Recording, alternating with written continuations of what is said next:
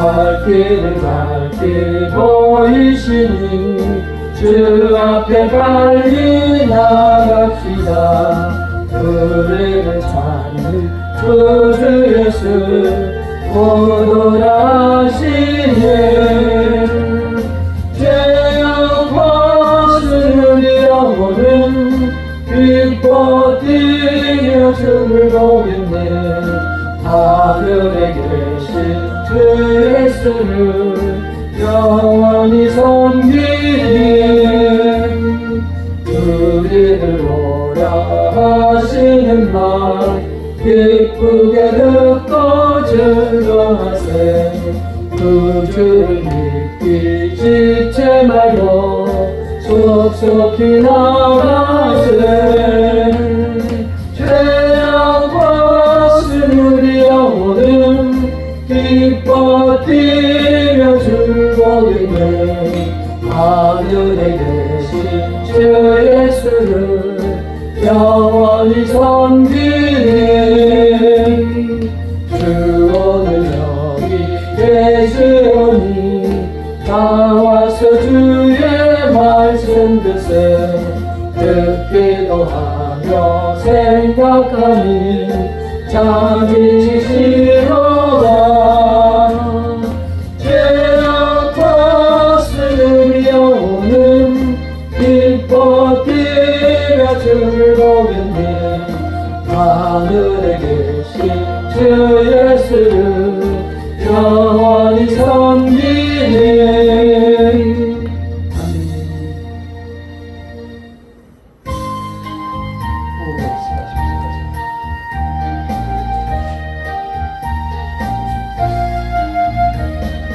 울어도 못하네. 눈물만 흘려도 겁을 얻지 못하고 죄를 씻지 못하니 울어도 못하니 십자가에 달려서 예수 원한다겠네. 나를 구원하시리 예수밖에 없네. 용서도 못하네. 달같은 과행실은 깨끗하고 착해도 다시 나게 못하니 웃어도 못하네. 십자가에 달려서 예수 고난당했네. 나를 구원하시리 예수밖에 없네. 참아도 못하네. 할 수 없는 죄인이 그만 죄에 빠져서 어찌하니 죽을까. 참아도 못하네. 십자가에 달려서 예수 고난당했네. 나를 구원하시리 예수밖에 없네. 믿으면 되겠네. 주 예수만 믿어서 그 은혜를 믿고 오직 주께 나가면 영원 삶을 얻네. 십자가에 달려서 예수 고난당했네. 나를 구원하시리 예수밖에 없네. 10장 1절에서 6절까지 함께 읽겠습니다. 시작. 이 말씀은 야게의 아들 아구리의 장언이니 그가 이디엘 곧 이디엘과 우갈에게 이른 것이니라. 나는 다른 사람에게 비하면 짐승이라. 내게는 사람의 총명이 있지 아니하니라. 나는 지혜를 배우지 못하였고 또 거룩한 자를 아는 지식이 없거니와 하늘에 올라갔다가 내려온 자가 누구인지 바람을 그 장중에 모은 자가 누구인지 물을 옷에 싼 자가 누구인지 땅의 모든 끝을 정한 자가 누구인지 그의 이름이 무엇인지 그의 아들의 이름이 무엇인지 너는 아느냐. 하나님의 말씀은 다 순전하며 하나님은 그를 의지하는 자의 방패이시니라. 너는 그의 말씀에 더하지 말라. 그가 너를 책망하시겠고 너는 거짓말하는 자가 될까 두려우니라. 오늘은 이제 잠언 중에서 지혜자 아구르 잠언을 보며 지혜를 얻고자 합니다. 참 듣기 민망한 이야기로 시작을 합니다. 나는 다른 사람에 비하면 짐승이다. 짐승이다. 하나님의 말씀을 전하는 하나님의 백성, 하나님의 지도자가 나는 다른 사람에 비하면 짐승이다. 요즘 말로 하면은 나는 개다. 개보다도 못하다. 이렇게 내 자신을 평가를 하고 있습니다. 나는 지식도 없고 지혜도 부족하고 또 특별히 거룩한 일을 아는 지식이 없다. 우리는 이 지혜자가 왜 거룩한 일을 말씀하시면서 거룩한 일을 아는 지식이 없다라고 말하는지를 염두에 두고 말씀을 봐야 합니다. 이 말씀은 다시 말해서 본인은 하나님을 발견하니 정말 나는 사람이 아니라 나는 짐승보다 못한 연약하고 보잘것없는 인간이라는 사실을 뒤늦게 깨달은 것입니다. 하나님의 말씀을 듣고 내가 하나님의 사람이라는 사실을 깨닫고 하나님이 어떠한 분이라는 사실을 깨닫게 되면 이러한 감동과 놀라움이 엄습하게 되어 있습니다. 이 지혜자는 무엇이 부족해서 무엇을 몰라서 자신이 개보다 못하다고 얘기를 했을까요? 우리는 그럼 개보다는 나은 사람인데 왜 이 지혜자처럼 그렇게 내 자신을 낮추지 못할까요? 우리는 이러한 아이러니한 현실에 대해서 깊이 생각해야 합니다. 먼저 이 지혜자가 개에 비유했다는 의미를 생각해 보고자 합니다. 우리는 옛날에 살다가 무슨 일들이 잘 안 되고 엉키면 무질서하게 일이 돼버리면 우리는 쉽게 말하기를 개판이 돼버렸다. 이거 뭐 완전 개판이네. 또 이렇게 욕할 때 이 개 같은 놈, 개보다 못한 놈, 이러한 욕들을 많이 했었는데요. 그 저변에는 그 속뜻은 아주 못된 사람, 비천한 사람을 가리켜서 욕하는 말로 개보다 못한 사람, 이러한 표현을 썼습니다. 지금은 이 표현을 쓰면 오히려 그 말을 한 사람이 욕을 먹습니다. 지금 이 개보다 못한 사람이 이렇게 쓰면은 아니 뭐 우리 개가 뭐 어때서 에? 그러면서 저 참 시대에 뒤떨어지는 사람이 별 소리를 다 이런 얘기를 합니다. 그러면서 자기 개를 끌고 다니면서 애기야 내가 이쪽으로 가니 나를 따라오너라 이렇게 하고 할머니를 만나면 우리 할머니 있네 할머니 개 할머니 있네 이렇게 하면서 개를 사랑하고 그러니 그런 사람 앞에서 개보다 못한 인간이라고 하면 그 사람에 대한 욕이 되기 때문에 요즘 오히려 말한 사람이 크게 봉변을 당할 수 있습니다. 제가 당해봤습니다. 우리는 잘 구분해야 됩니다. 사랑과 욕망을 구분하지 못하며 살아가는 이러한 세태 속에서 그러한 현상이 나오는 것입니다. 사랑은 오래 참는 그 인내로부터, 그리고 사랑은 헌신하는 그 마음부터, 그리고 사랑은 나를 좀 더 나은 사람으로, 지혜 있는 사람으로 학습하고 배우는 거기에서, 그리고 오래 참고 인내하는 데서 사랑은 이루어지는 것입니다. 그러나 욕망은 그렇지 않습니다. 욕망에는 헌신이 없습니다. 욕망에는 인내가 없습니다. 욕망에는 학습이 없습니다. 내 생각이면 충분합니다. 욕망에는 정말 자기 육신의 생각대로 하는 것이 욕망입니다. 따라서 우리는 욕망과 헌신을 잘 구분할 수 있는 지혜를 가져야 합니다. 이 말씀을 쓰셨던 그때에도 개는 아주 천한 동물에 비유됐었습니다. 지혜자 아굴은 자기 자신이 개만큼 못한 사람이다라고 비유한 이유가 무엇이었을까?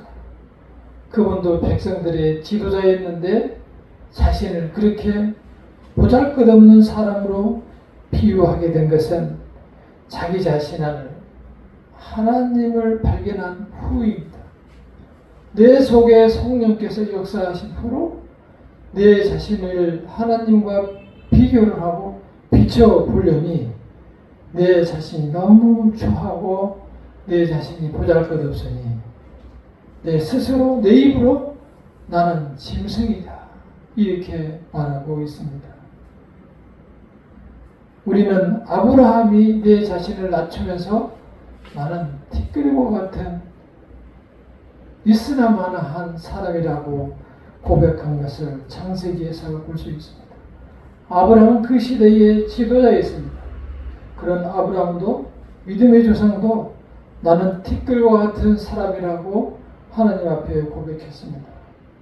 사도 바울도 나름 그 시대의 훌륭한 사람 중에 한 사람이었습니다. 박학다식한 사람이었습니다. 그러나 사도 바울도 내 자신은 만삭되지 못한 사람이라고 얘기합니다. 덜 돼서 태어난 아이처럼 나는 부족한 사람이다. 그는 예수를 만나기 전에는 율법을 지키기로 유명한 바리새인이었으나 사랑의 예수님을 직접 만나고 나서는 내 자신이 만삭되지 못한 부족하기 짝이 없는 인생임을 발견했습니다. 그리고 내 자신은 죄인 중에 괴수라고 고백한 것을 볼 수가 있습니다. 그리고 빌립보서 3장 7절에서 보면은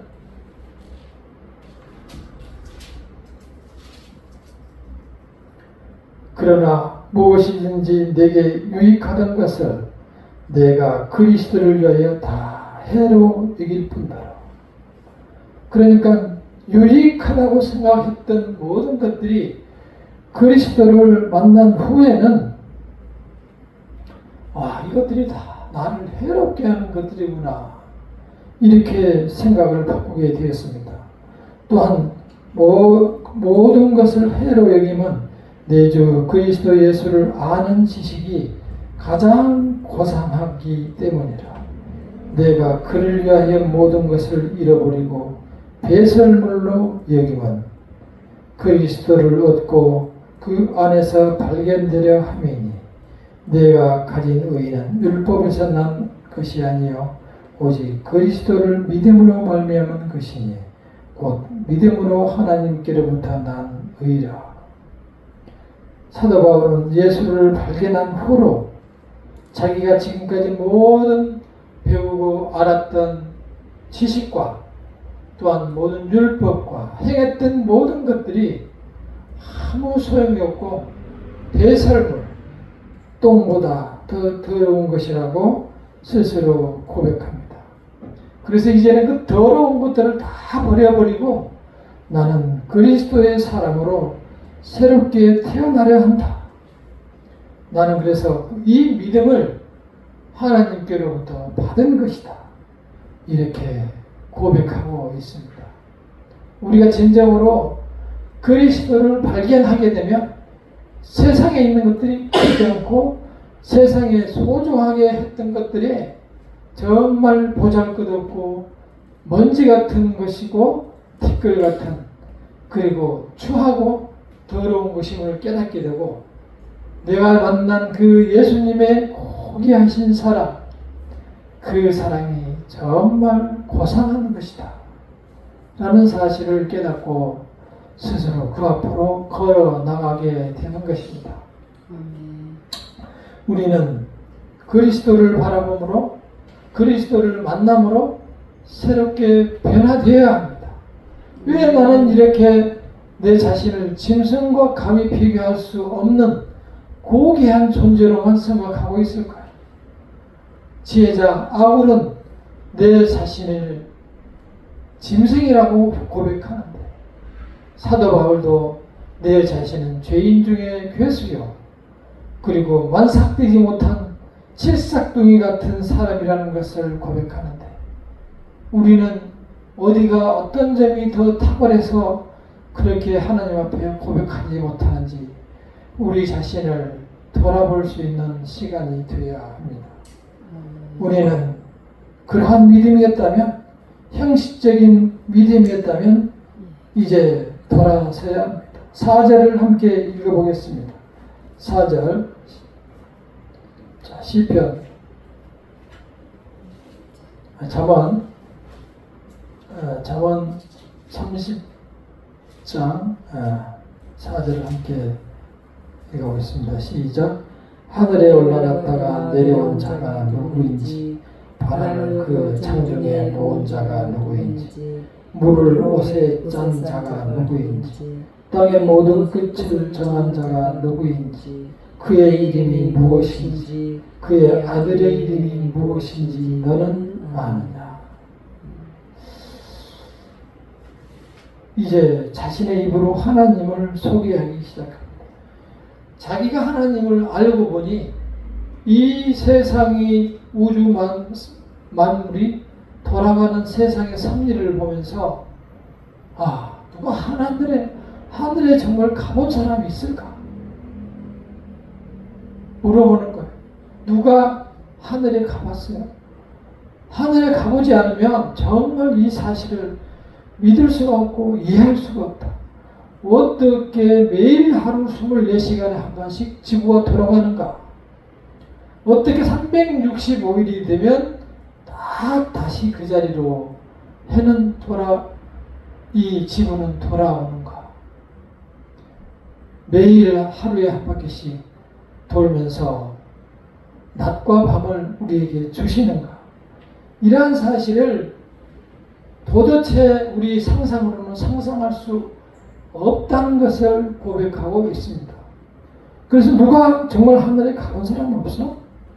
그리고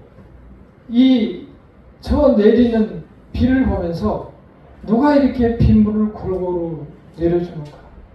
누구의 손에서 여기에다가 내렸다가 저기에다가 내렸다가 조금씩 내렸다가 많이씩 내리다가 해주시는 건가?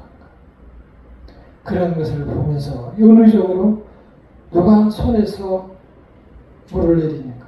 그리고 누가 치마로 물을 받고 있는가?